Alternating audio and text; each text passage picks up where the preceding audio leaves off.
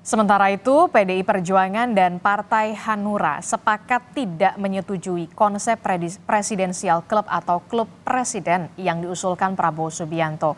PDI Perjuangan menilai hal tersebut tak mendesak, sementara Hanura menilai wacana tersebut hanya gimmick.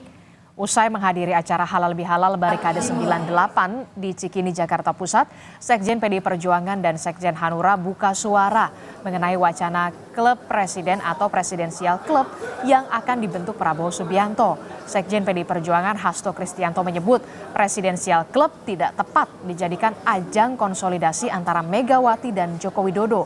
Karena sebagai ketua umum partai, aspirasi dan keputusan Megawati ini sudah tersalurkan lewat partai dan suara fraksi di DPR. Sementara Sekjen Partai Hanura, Beni Ramdhani menyebut wacana besutan Prabowo ini hanya gimmick semata.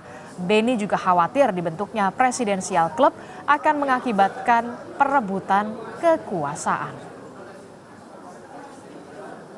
Kita fokus saja bahwa Presiden menerima mandat yang sangat penting untuk mengatasi berbagai persoalan bangsa dan negara dan juga untuk membangun masa depan. Itu yang menjadi prioritas. Klub yang terpenting adalah klub dengan rakyat. Ya, tidak ada pelembagaan terkait dengan hal tersebut.